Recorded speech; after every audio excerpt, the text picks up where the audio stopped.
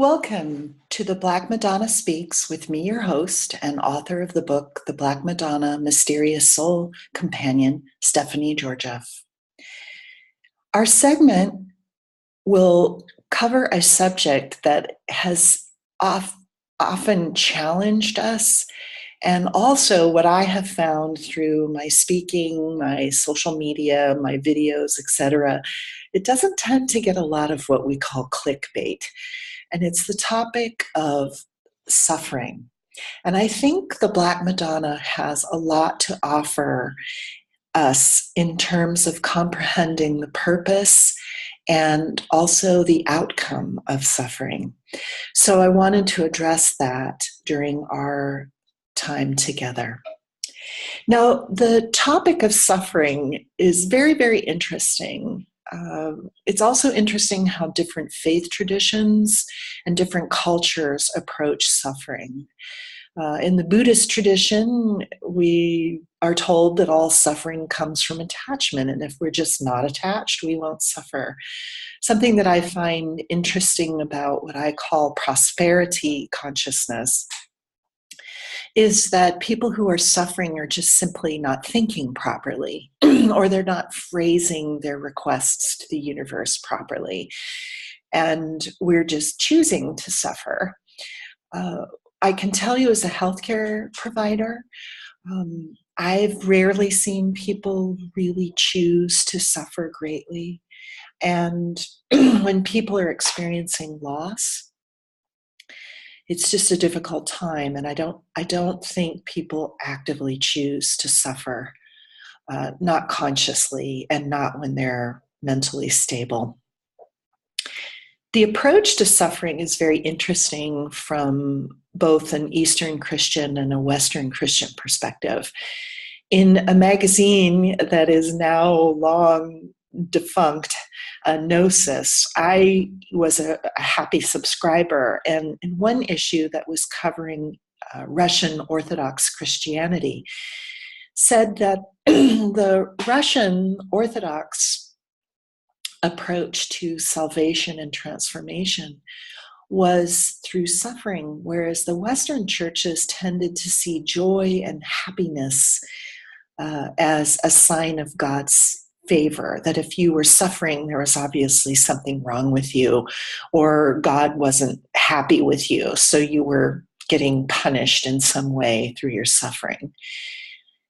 The other thing I find very fascinating about suffering, particularly through what I call the burgeoning atheist movement, is how atheists use as a major reason for denying divinity is the presence of suffering on earth.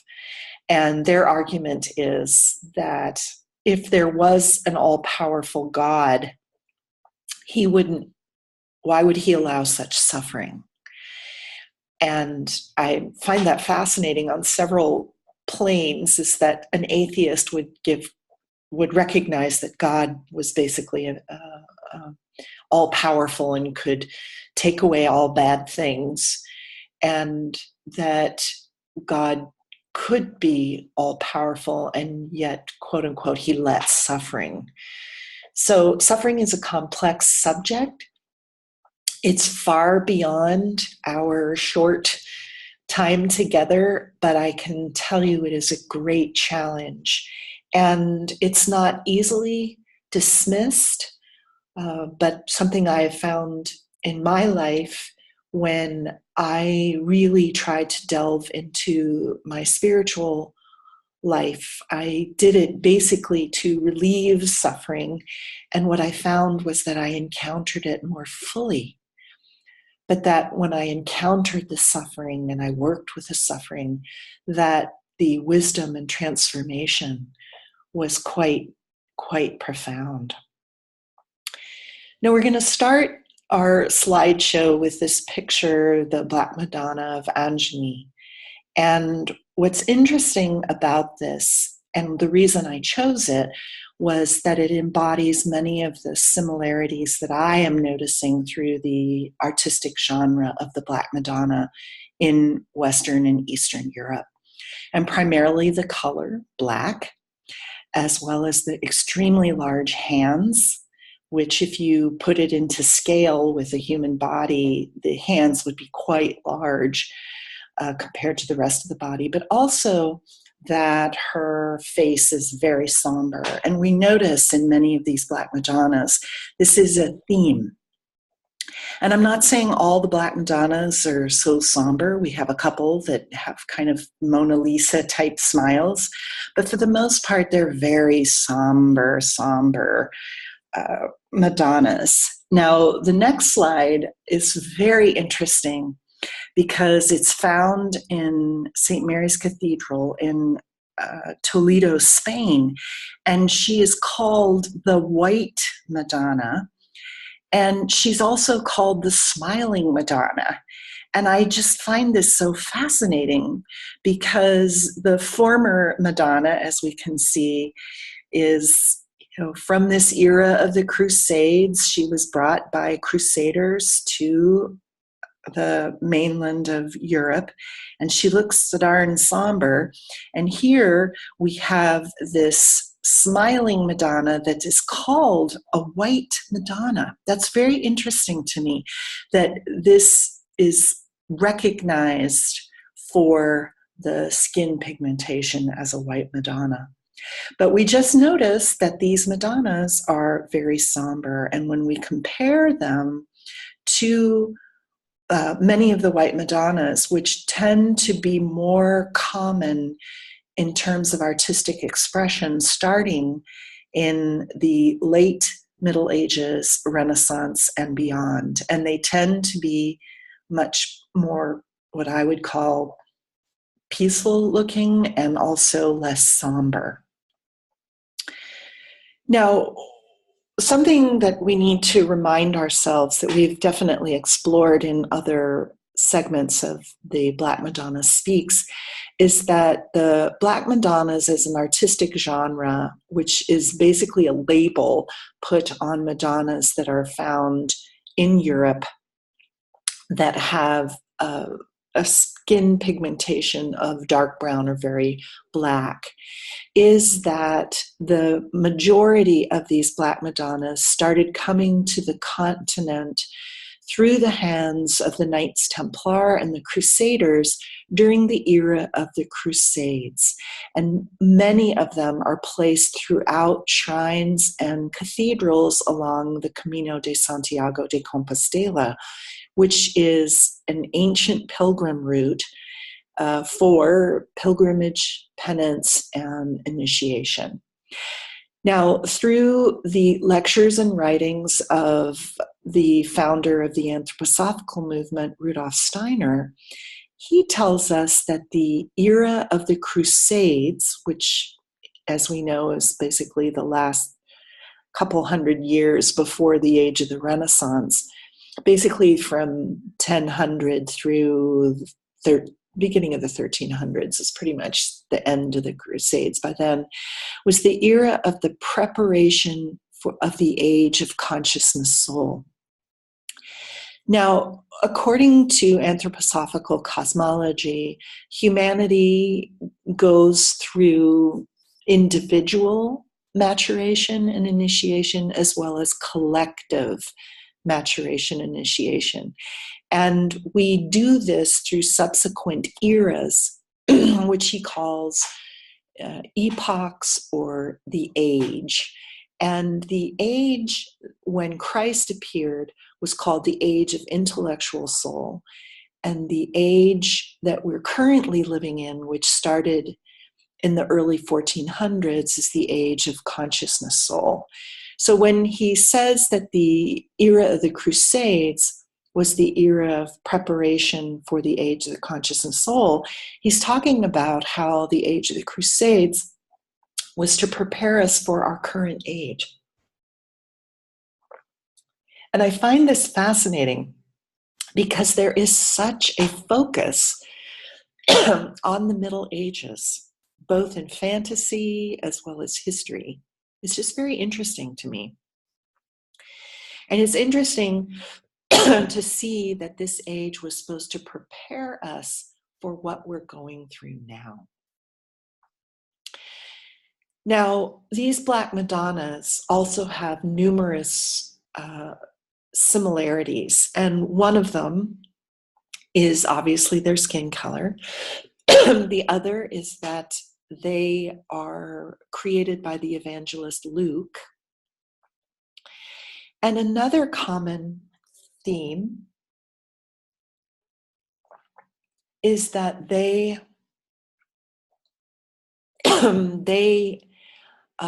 tend to endure a lot of suffering, for lack of better words. This is one of the world's most famous Black Madonnas, the Black Madonna of Jasnogora in Częstochowa, Poland. And her legend tells us that she was attacked by invading Saracens that chopped her into 3 pieces, and the next day was miraculously healed.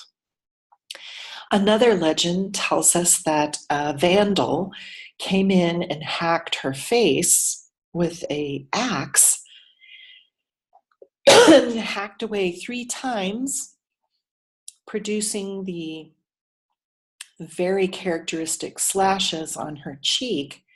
And the 4th time, he fell over and went to meet his maker. What is most interesting about this Madonna is that the legend also states that many attempts have been made to repair the slashes on her cheeks, and every time they paint over it, they bleed through the paint. And so the artist committee of Częstochowa, Poland decided to just leave it, because obviously this Madonna did not want to wear makeup. She wanted to show her scars. For me, what's interesting also is that this Madonna was such an inspiration to the Polish people who have suffered such great trials throughout their history. This was a symbol of hope and endurance during the Solidarity movement, during World War II, also during the many different incursions into Poland by various invading forces. And she is seen as a symbol of actually solidarity, how divinity has solidarity with those of us who suffer. When we look at these really interesting faces of these different Black Madonnas, this is obviously not a cheerful Madonna, but I think what these faces are showing us and telling us, specifically because of the time that they started coming into Western Europe, is to really show us that the spiritual world is speaking to humanity, saying, you need to get ready. What's coming is going to be very difficult, but that you're not alone. Now, each one of the eras, going back to Rudolf Steiner and anthroposophical cosmology, each one of these eras that we go through has a different mystery that needs to be studied and confronted and transformed in order for humanity to evolve. And our ultimate goal is to evolve towards conscious and free union with divinity. Now, the mystery tradition during the time of Christ was the mystery of birth and death.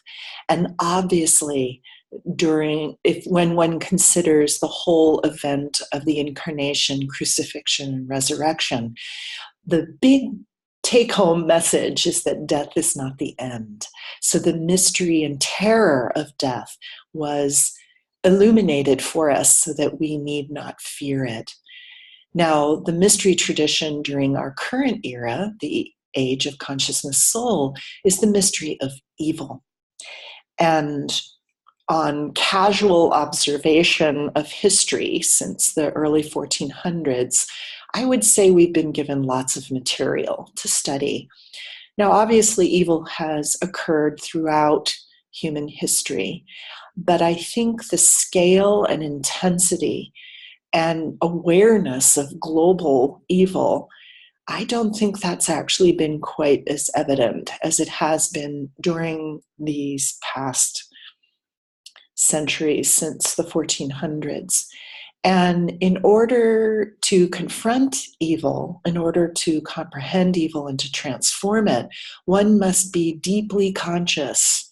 You must really learn how to discern, because evil has many different faces, as if you will, and sometimes it's very subtle. Sometimes evil can be very, very subtle. People can use lies to perpetrate evil, to trick people into participating in evil, to justify evil.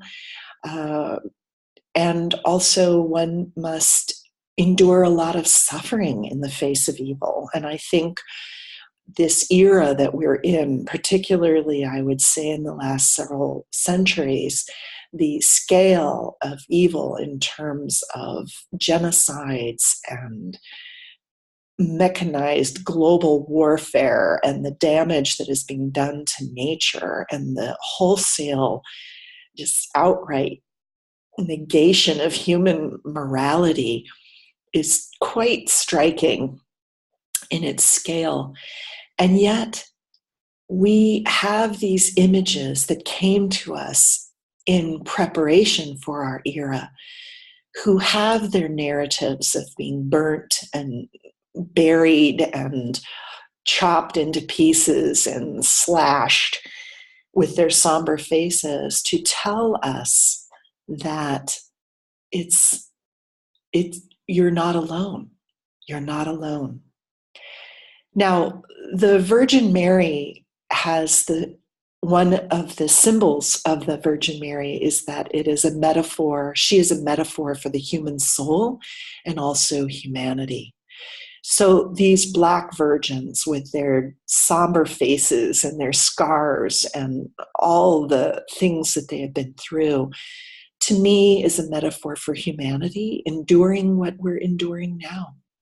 But these messages that they give us by their narratives show us that we can endure, are not alone, and that we will triumph. Now, one of the interesting orientations towards darkness and blackness comes to us from St. John of the Cross, and his whole symbolism and gift, I would say, is the concept of the dark night of the soul. But what he says through this dark night, when people feel utterly abandoned, that they are never more close to divinity.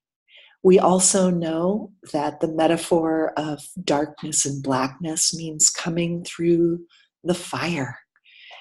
There is a wonderful species of pine tree in Southern California that seems to get ravaged by fires, which obviously cause much suffering. But this tree, these magnificent trees, have pine cones that need to be burnt in order for them to germinate and be new trees.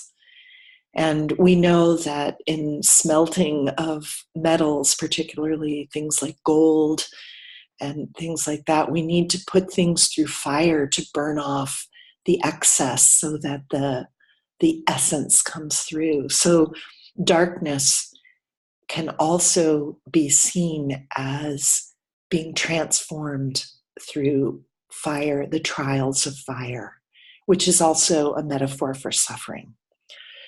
So what I would like for you to take away from this is that suffering is real, that no one desires suffering, let alone divinity. Divinity does not want humans to suffer, but that divinity does companion us through our suffering, and that transformation is possible.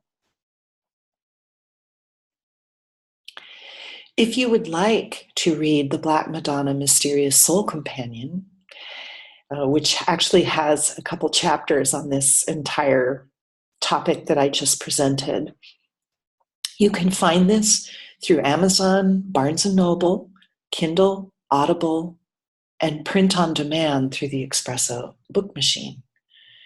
Please don't forget to subscribe to this channel And if you are so moved, follow me on Facebook at the Heart of the Black Madonna, as well as on Blogger through Blogspot, as well as Twitter at BL Madonna.